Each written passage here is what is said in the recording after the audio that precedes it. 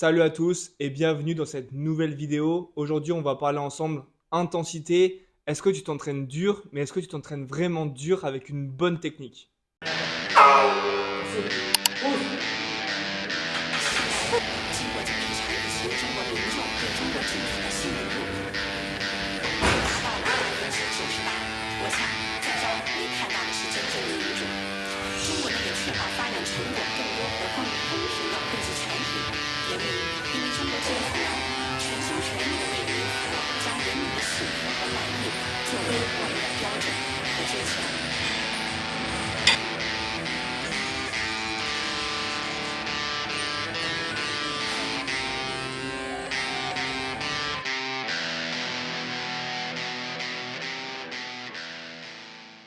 Aujourd'hui, on parle d'un sujet qui touche tout le monde, l'intensité. Alors déjà, l'intensité, c'est quoi? L'intensité, c'est ta capacité à travailler proche de tes limites, que ce soit en augmentant la charge, en réduisant les temps de pause ou en rapprochant le plus possible tes séries de l'échec.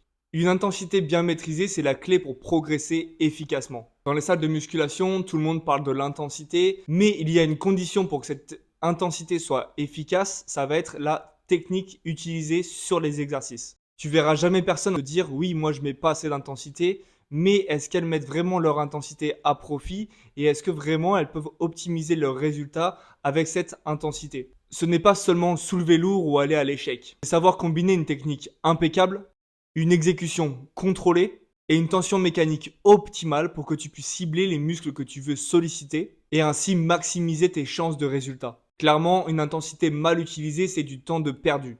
Mais alors, comment savoir si j'ai une bonne technique? Tu as deux solutions. Ça va être de filmer tes séries pour que tu puisses toi-même analyser tes vidéos. Je pense qu'on a tous été sur YouTube pour regarder comment faire tel ou tel exercice et ça va être vraiment important parce que quand tu vas te voir, tu vas pouvoir analyser ce que toi tu fais. Il y a une différence entre l'effort perçu, l'effort ressenti et ce que tu vas analyser lorsque tu regarderas ta vidéo. Soit tu te rapproches d'un coach compétent en présentiel, un coach que tu as en salle de musculation, tu vas pouvoir aller lui demander soit de t'aider sur la série, soit de pouvoir te faire un retour sur ton exécution. Ou alors rapproche-toi d'un coach en ligne à qui tu pourras envoyer tes vidéos et ainsi avoir un retour sur ta technique, sur ton intensité, sur ton tempo pour que tu puisses optimiser tes chances de résultat. C'est d'ailleurs un service que je propose, des coachings, des suivis en ligne, avec une prise en charge sur l'alimentation, une prise en charge sur l'entraînement, avec inclus dans ce service-là des retours vidéo qui seront intéressants et importants pour que tu puisses progresser et ainsi avoir la meilleure technique de ta salle. Personnellement, la chose qui m'a fait le plus progresser en musculation, c'est l'intensité, mais avec le tempo. La vitesse d'exécution, le temps sous tension et avoir cette tension maximale lors de ta série va être fondamental. Pour cela, je vais te donner plusieurs méthodes que tu pourras utiliser lors de ton prochain entraînement. Fixe-toi une fourchette de répétitions entre 6 et 20 répétitions, selon les exercices. Fais 2 à 3 séries par exercice.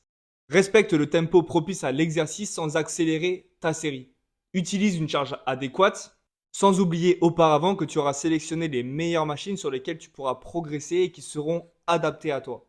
Comment mettre le tempo et comment savoir quel tempo sélectionner? Nous allons voir ensemble deux exemples. Premier exemple, ça va être le développé couché à la barre. Un exercice que je déteste, mais que tout le monde connaît. Le tempo, ça va être par exemple, pour celui-là, un exercice polyarticulaire, ça va être 3-0-x-0. Ok?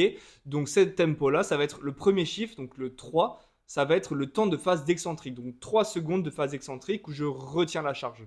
0, c'est le temps de pause en bas du mouvement. X, ça va être la recherche de l'explosivité sur la phase concentrique. Et enfin, le 0, le dernier chiffre, ça va être le temps de pause en haut du mouvement. Du coup, sur celui-là, ça donnerait 3 secondes d'excentrique, pas de temps de pause en bas. Le X, la phase concentrique explosive et pas de temps de pause en haut du mouvement. On va prendre un deuxième exemple, le curl biceps debout aux haltères. Et pour celui-là, on va utiliser un tempo 2-0-x1. Le 2, ça va être 2 secondes d'excentrique, pas de temps de pause en bas du mouvement. On recherche de l'explosivité et 1 seconde d'optimisation sur le pic de contraction. Donc tu l'auras compris, mettre de l'intensité c'est bien, mais mettre de l'intensité sur la meilleure des tensions sera optimal pour avoir des chances de résultat. Merci d'avoir regardé cette vidéo.